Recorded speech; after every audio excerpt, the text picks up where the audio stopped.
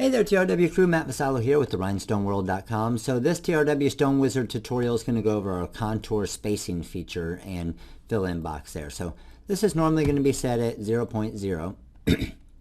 And the reason why that is if you were to select a box right here, and let's just say we have a 3 by 4 by 5 box, and you wanted to go ahead and add stones to the path, it's going to add them right on that path.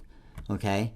And that's what we wanted to do there. Well, if you wanted to go off of that path a little bit and use that path as a baseline, depending on if it's a design or whatnot, that's what our contour spacing is going to do. So let's say you wanted to add a single row of stones to the inside of this path to where it's not going to actually be on this path. So I'm going to do an island fill 1 to the inside, and let's say I do 0.14, and I'm going to add stones and hit island fill.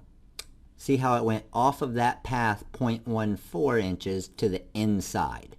So that's what our contour spacing is going to allow you to do, is bring it like that and go off of your path. So even if you wanted to add 3 rows to the inside at 0.14 in island fill, then it's going to do 3 rows off of that path to the inside.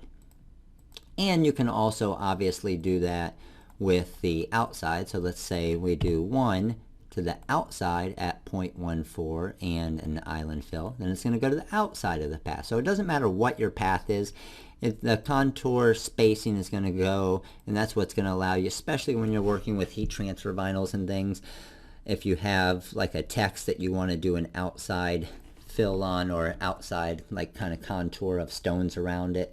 So if I typed out golf real quick, and let's just say we use the Cooper Black. Okay, so I'm going to make this a little bigger here, and let's make it something big that we would put on a shirt. And let's say we're doing this in all glitter vinyl, and it's a green glitter vinyl, and then we want the stones to be an orange around it. So with our contour spacing, we would want a 1 island to the outside of the path at 0.14 inches when we're using SS10s, and then I'm going to hit island fill, and then see what it did there? It added the stones right around it to the outside. So what we could also do is, if we didn't want as much spacing, we could go, let's say 0.11 island fill, and then that brings it in a little bit. But when you look at this, you're not going to have a whole lot of editing to do because of the way that, and everything that the program does for you here. So let's say 0.09, we want it even a little bit closer. And see what that's doing? It's getting it a little bit closer to your heat transfer vinyls. But look how nicely that fills in there with the contour outlining. So a very cool feature, and the coolest thing about doing something like this is if you had a team name. Let's say you got a team name of the Giants, right?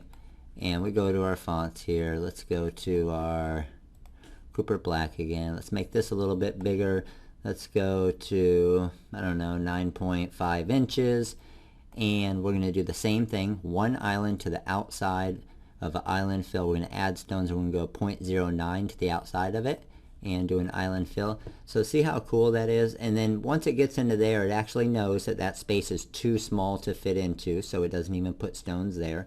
You are going to have a couple spots where you have overlapping stones where you can use your mark top layer, merge overlaps, and all of those features. So very cool feature here with our contour spacing, whether you're using heat transfer vinyls, regular designs, or rhinestones. It's a very powerful tool. So hope you enjoyed this video on the contour spacing. You learned a little bit more about it. If you do have any questions, make sure to give us a call. Number's 941-755-1696. Again, this is Matt with the Rhinestoneworld.com, and you guys all have a great day.